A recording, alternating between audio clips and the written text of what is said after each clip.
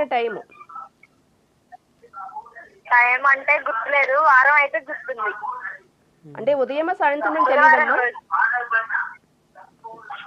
Hello, hello, ఉదయమా సాయంత్రం అని కూడా తెలియదా?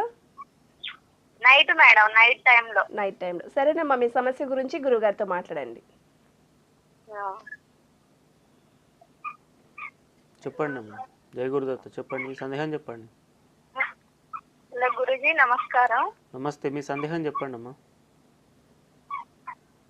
మా సమస్య ఏంటంటే గురుజీ, ఇంట్లో ముగ్గురు చేస్తారు. నాకు పెళ్ళైంది, మ్యారేజ్ అయింది. ఓకే.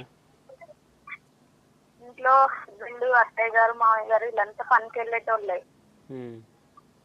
వీళ్ళ ముగ్గురికి కూడా మనీ వచ్చినా ఇంట్లో వస్తానే ఉండట్లేదు. ఇప్పుడు 1 year 2 years అవుతుంది. అసలు ఇట్లా జీతం దగ్గర అయిపోతున్నాయి. అసలు ఏమైతున్నాయో అర్థం కావట్లేదు. ఇంట్లో రూపాయి నిలవట్లేదు అసలు. Okay okay. అయితే మీది టైం లేదా అమ్మా? ఇది 2 ఆగస్టు 2005 కదా?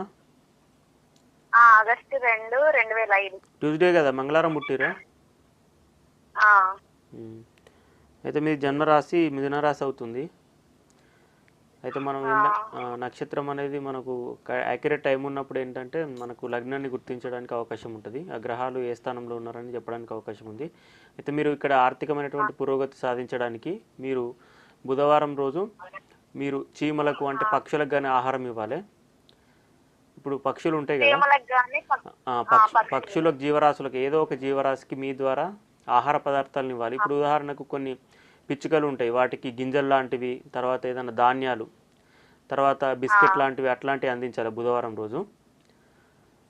మీరు ఇంకా మంచి రిజల్ట్స్ రావాలంటే ఈవినింగ్ టైంలో రావి చెట్టుకు ప్రదక్షిణ చేయడం, అట్లాంటి దగ్గర బెల్లాన్ని కానీ తర్వాత చక్కెర లాంటి ఆహార పదార్థాలను చీమలకు కానీ ఇట్లాంటివి పెట్టడం ద్వారా మీరు ఈ ఆర్థికమైనటువంటి పురోగతి ద్వారా ముందడుగు వేయచ్చు. తర్వాత మీకు మనీ స్టోరేజ్ కావడానికి, మీ చేతిలో ధనం నిలవడానికి అవకాశం ఉంది.